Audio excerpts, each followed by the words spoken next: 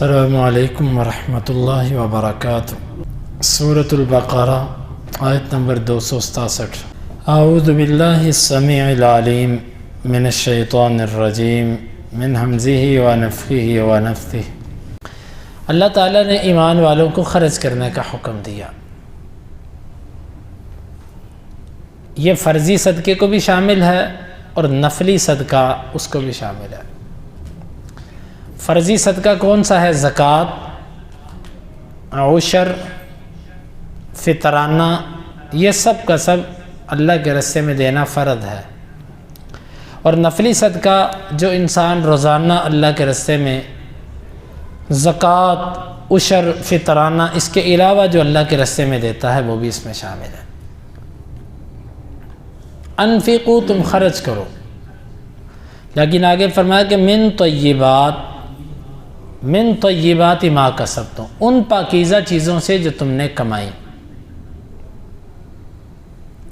جو تم کماتے ہو اس میں سے پاکیزہ چیز اللہ کے راستے میں دو۔ اس کے دو مطلب ہیں۔ ایک اس کا مطلب یہ ہے، طیب کا مطلب حلال، یعنی حلال چیز اللہ کے راستے میں دو، حرام چیز اللہ کے راستے میں نہ دو۔ ان اللہ طیب لا يقبل الا طیبا، اللہ پاک ہے، وہ پاک چیزوں کو پسند کرتا ہے۔ اگر تم کوئی ناجائز کمائی کا پیسہ اللہ کے راستے میں دیتے ہو، یہ قبول نہیں ہے۔ اگر اللہ کے راستے میں دینا ہے تو پاک اور حلال کمائی کا پیسہ دو۔ ایک اس کا مطلب یہ ہے۔ دوسرا اس کا معنی یہ ہے کہ طیب کہتے ہیں اس مال کو جو نفع والا ہو، عمدہ اور بہترین۔ تم اللہ کے راستے میں دو تو اچھی چیز دو، ایسی چیز اللہ تعالیٰ کے راستے میں نہ دو جو طیب نہ ہو۔ مثال کے طور پہ انسان جو چیز خود کھانی پسند نہ کرے وہ اللہ کے راستے میں دے دے۔ جو کوئی چیز اپنی ذات کے لیے اور اپنے گھر کے لیے پسند نہیں، وہ چیز اٹھا کے اللہ کے راستے میں دے دی۔ دیکھیں، آپ کو کوئی کہتا ہے اللہ کے لیے خرچ کرو، آپ نہیں کرنا چاہتے نہ کرو، کسی کے کہنے کی وجہ سے نہ کرو، لیکن جب کرو تو پھر ویسا کرو جیسا تم خود بھی لینا پسند کرتے ہو۔ ایسا نہ ہو کہ خود تو تم اچھی چیزیں پہنو، اچھا کھاؤ، اچھا پیو، اور جب کسی کو کھلانے کی دینے کی باری آئے تو آپ اسے انتہائی گھٹیا چیز دو۔ اگر آپ کو اس طرح کی کوئی چیز دے تو آپ اسے پسند نہ کرو۔ اس آیت مبارکہ کا جو شان نزول بیان کیا جاتا ہے، بعض روایات میں یوں آتا ہے کہ انصار میں سے کچھ لوگ شروع میں یوں کرتے کہ جب اپنے باغ کی کھجوریں پک جاتی تو اس میں سے کمزور جو ہوتے تھے کھجوروں کے، یعنی کہ خوشے، وہ لا کر مسجد میں لٹکا دیتے۔ تو اصحاب صفا اور اس طرح کے فقراء جن کا گزر بسر اسی پر ہوتا تھا، وہ بیچارے اس کو کھاتے، اسی پہ گزارا کر لیتے۔ اللہ تعالیٰ نے آیات اتار دی، اپنی کمائی میں سے جو پاکیزہ ہے اس کو اللہ کے راستے میں خرچ کرو، یعنی بہترین چیز اللہ کے راستے میں دو۔ دونوں مطلب اس کے ہو گئے۔ وَمِمَّا أَخْرَجْنَا لَكُم مِّنَ الْأَرْضِ، اور اس میں سے بھی جو ہم نے زمین سے تمہارے لیے نکالا۔ جو کمائی ہوتی ہے نا، انسان کی محنت ہوتی ہے، بظاہر انسان کا اس میں بڑا دخل ہے۔ آپ نے تجارت کی، آپ نے اس کو 2 سے ضرب دی، 3 سے ضرب دی، 4 سے ضرب دی، یہ آپ کی محنت ہے۔ اور زمین سے جو چیز نکالتا ہے نا اللہ تعالیٰ، یہ اللہ نکالتا ہے۔ اگرچہ تجارت بھی ایسا ہی ہے، لیکن زمین سے نکلنے کا معاملہ تجارت سے کچھ مختلف ہے۔ کتنی ایسی چیزیں ہیں جو زمین سے خود بخود اگاتی ہیں، اور کتنی ایسی فصلیں ہیں کہ جو زمین میں صرف بیج بویا جاتا، پھر محنت بھی نہیں کرنی پڑتی۔ اللہ تعالیٰ ہی ان کو پالتا اور بڑا کرتا ہے۔ تو جو ہم نے تمہارے لیے زمین سے نکالا اس میں سے بھی دو۔ اس میں ہر قسم کی فصل جس کا عشر بنتا ہے اور جس میں اللہ کے راستے میں دینا بنتا ہے وہ شامل ہے۔ مال تجارت بھی ہو اللہ کے راستے میں اس میں سے دو، زمین سے نکلنے والی اللہ تعالیٰ کی نعمتیں ہوں اس میں سے بھی اللہ کے راستے میں دو۔ وَلَا تَيَمَّمُوا الْخَبِيثَ، اور گھٹیا چیز کا ارادہ بھی نہ کرو۔ خبیث حرام بھی ہو سکتا ہے، اور خبیث سے مراد وہ مال کہ جس کو تم اپنے لیے پسند نہیں کرتے، ردی اور گھٹیا مال، وہ بھی اس میں شامل ہے۔ خبیث چیز کا ارادہ نہ کرو۔ مِنْهُ تُنْفِقُونَ وَلَسْتُمْ بِآخِذِهِ، تم اس میں سے خرچ کرتے ہو حالانکہ تم خود اس کو لینے کے لیے تیار نہیں ہوتے۔ بس یہ اصول ٹھہرا ہے کہ اپنے بھائی کے لیے ان تحب لأخیک ما تحب لنفسک، اپنے بھائی کے لیے وہ پسند کرو جو اپنے لیے کرتے ہو۔ الا ان تغمضوا فی، ہاں اگر تمہیں کبھی لینا ہی پڑ جائے تو تم آنکھیں بند کر کے ناپسندیدگی کے انداز میں اس کو قبول کرتے ہو، آپ کو وہ پسند نہیں ہوتا، تو ایسی چیز اللہ کے راستے میں کیوں دیتے ہو؟ اللہ کے راستے میں دیتے ہو تو کمزور چیز، اپنے گھر لے کر جاتے ہو تو اچھی چیز، گویا کہ آپ کی نظر میں آپ کے گھر کی بہت اہمیت ہے، اللہ کے راستے میں دینے سے بھی زیادہ اہمیت ہے۔ حالانکہ مطلب یہ ہے کہ اللہ کے راستے میں جب دینا ہے تو اچھی چیز دو، نہیں دینی تو نہ دو۔ وَاعْلَمُوا أَنَّ اللَّهَ غَنِيٌّ حَمِيدٌ، اور خوب جان لو اللہ تعالیٰ بے پرواہ ہے، تمہاری ایسی چیزیں جو بیکار ہوں، جن کا فائدہ نہ ہو، اللہ بے پرواہ ہے۔ حمید تعریف کیا گیا ہے۔ اب اس آیت مبارکہ کو ہم ذرا اپنے انداز میں کھول کے سمجھتے ہیں۔ ہم اپنی زندگی میں بہت ساری چیزیں اللہ کے راستے میں دیتے ہیں، لیکن وہ چیزیں جو ہمارے کسی کام کی نہیں ہوتی۔ بچوں میں سے جو بچہ اسکول میں نہ چلے، جو بچہ کمزور ہو، یا کوئی بیماری اللہ کی طرف سے اس پر آ جائے، ہم کہتے ہیں چلو اس کو مسجد میں ڈال دو۔ اور جو بچہ ذہین ہوتا ہے، قابل ہوتا ہے، ہم کہتے ہیں نہیں یہ تو بڑے اچھے نمبر لیتا ہے، اس کو آگے چلاؤ، اس کو پڑھاؤ اور اس کو مسجد میں ڈال دو۔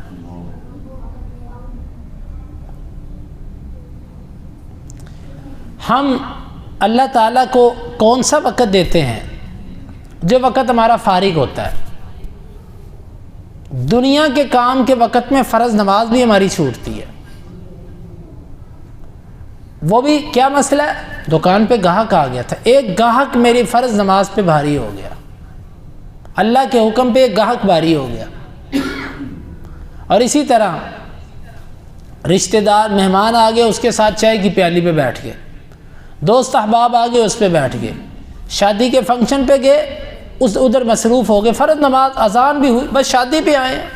کہ آپ شادی پہ گئے تو آپ مسلمان نہیں رہے، نماز پڑھنا آپ پر فرض نہیں رہا۔ شہر کے اندر سفر کر رہے ہیں، یہاں سے فلاں جگہ پہ جانا ہے، جان بوجھ کے مسجد کے آگے سے گزرا، نماز چھوڑ دی، کیوں؟ وہ میں ذرا کام جا رہا ہوں، میں واپس آ کے سکون سے پڑھوں گا۔ صرف سوچ کا فرق ہے۔ ہم اللہ تعالیٰ کو وہ وقت دیتے ہیں جو وقت ہمارا دنیا میں کسی جگہ پر لگ نہیں سکتا، دنیا کے اعتبار سے فارغ وقت جو ہوتا ہے، ہم کہتے ہیں چلو اس میں اب نماز پڑھ دو۔ ہم اللہ تعالیٰ فرماتا ہے اللہ کے راستے میں وہ چیز دو جو تمہیں بھی پسند ہے۔ ہم اللہ کے راستے میں وہ وقت دیتے ہیں کہ جو ہمارا دنیا میں کسی کام پر لگنے والا نہیں ہوتا۔ اگر جاتے جاتے نماز کے لیے جانے بھی لگے، کوئی گاہک آ جائے، پھر اس کے ساتھ کھڑے ہو جاتے ہیں، چاہے وقت ہی گزر جائے۔ اسی طرح اپنا بدن اللہ کو ہم کب دیتے ہیں؟ جب جوانی ہوتی ہے، جب اس میں قوت ہوتی ہے، صلاحیتیں ہوتی ہیں، اس وقت ہم اس بدن کو اللہ کی طرف نہیں لے کر آتے۔ جب یہ بیچارہ اتنا بوڑھا ہو جاتا ہے کہ نہ یہ قیام کر سکتا ہے، نہ یہ لمبا رکوع کر سکتا ہے، نہ یہ لمبا سجدہ کر سکتا ہے، پھر ہم لا کر کرسی مسجد کے اندر رکھ دیتے ہیں، لے اب یہ اللہ کے لیے ہو گیا۔ سارا بہترین جوانی دنیا کو، اور بڑھاپا اور بیماریاں اللہ کو۔ اپنی ذہنی صلاحیتیں، اپنی قابلیتیں، سب کچھ دنیا کو، اگر کچھ بچ گیا تو وہ دین کو۔ اور دیکھیں ہمارے بچے جو اسکولوں میں جاتے ہیں، ہم نے ان کے لیے دین کا ٹچ کتنا رکھا ہوا ہے، صرف اتنا۔ ابھی کل ایک بچہ مجھے بتا رہا تھا کہتا ہے کہ جی یہاں پر ایک بندہ آیا، وہ مجھے کہہ رہا تھا کہ میرے بچوں کو نا ناظرہ پڑھا دیں۔ میں نے کہا کہ آپ کے بچے کون سی کلاس میں؟ اس نے کہا بیٹا وہ فرسٹ ایئر اور سیکنڈ ایئر میں ہے۔ اس نے کہا اچھا۔ اس نے کہا بس میں نے کہا کہ چلے اب ناظرہ بھی تھوڑا سا ان کو پڑھا لیں، وہ ٹائم نہیں ملتا تھا، تو آپ گھر پہ آ کے بس تھوڑا سا ان کو پڑھا دیں، اور کتنے پیسے آپ لیں گے؟ یعنی کہ آپ سیدھے لفظوں میں یوں سمجھیے کہ یہ صرف ایک بتانے کے لیے کہ یہ مسلمان کا بچہ ہے، اور وہ مسجد جائے نہ جائے، وہ قرآن صحیح اس کو پڑھنا آئے نہ آئے، صرف ایک فارمیلٹی پوری کرنی ہے۔ دنیا کا کام رہ جائے بڑا دکھ، دین رہ جائے کوئی دکھ نہیں ہے۔ اللہ کو وہ چیز دی جاتی ہے جو ہمارے کسی کام پر لگنے والی نہیں ہوتی۔ وہ کپڑے ہیں، وہ جوتا ہے، وہ کوئی بھی چیز ہے، مسجد کو یا دین کے طالب علم کو یا کسی کو ایسی چیز دینی ہے کہ جو ہمارے کسی کام کی نہ ہو۔ تو یہ آیت مبارکہ ہمیں کہتی ہے کہ اپنی صحت، اپنی جوانیاں، اپنے دنیا کی مصروفیت کے اوقات، یہ سب اللہ کو دو۔ اپنے بچوں میں سے بہترین بچے اللہ کے دین کے لیے لگاؤ، اور بہترین جو وقت ہے ان کا وہ دین کے لیے دو۔ اور ادھر ہمارے کیا ہوتا ہے، بیٹیوں کو دنیا کے لیے 18 سال پڑھایا، ایم اے کیا، ایم اے سے آگے بھی ایم فل کروا لیا، اس کے بعد جب اس کی شادی ہونے میں 2-4 ماہ رہ جاتے ہیں نا، کہتے چلو اس کو اب نا کسی کورس کروا لو کسی اسلامی ادارے کا، تاکہ یہ کہہ سکے بچی دین کا بھی پڑھی اور دنیا بھی پڑھی۔ یہ آج کل ہمارے ذہن بن چکے ہیں، اور اگر بچہ صرف دین کی طرف آنا چاہے تو ہمیں پریشانی ہوتی ہے اس کے مستقبل کا کیا بنے گا، یہ کہاں سے کھائے گا، یہ کیا کرے گا۔ یہ ہمارے مسلمانوں کے اور نمازیوں کے ذہنوں کی یہ کیفیت ہے۔ ہم نے کسی کو دعوت کیا دینی ہے، کوئی ہم سے متاثر کیا ہوگا، یہ ہماری کیفیت۔ ہمارا بچہ اگر گھر پہ قرآن زیادہ پڑھے گا نا تو باپ کو غصہ آنا شروع ہو جائے گا، وہ تو نے فیل ہونا ہے، تو نے اچھے نمبر نہیں لینے۔ اور اگر بچہ ساری زندگی دنیا پڑھتا رہے، نماز بھی پڑھنے نہ جائے، تو باپ یہ نہیں کہے گا بیٹا پڑھنے جاؤ، بس وہ کہے گا ٹھیک ہے بیٹا پیپر میں تیاری کرو، کوئی بات نہیں۔ اللہ تعالیٰ کو ایسی چیزیں پسند نہیں ہیں۔ اللہ تعالیٰ دلوں کو جانتا ہے، وہ سمجھتا ہے کہ یہ کس طرح، یہ عمل کہاں سے اٹھ رہا ہے، اس کو سارا پتہ ہے۔ تو میرے محترم بھائیوں، اللہ کے راستے میں بھی بہترین چیزیں دیں، بہترین اوقات دیں، بہترین ہر قسم کا معاملہ اللہ کے لیے اور اس کے بعد دنیا کے لیے۔ اللہ تعالیٰ سے دعا ہے اللہ تعالیٰ ہمیں اس آیت مبارکہ کو سمجھنے کی اور عمل کی توفیق عطا فرمائے۔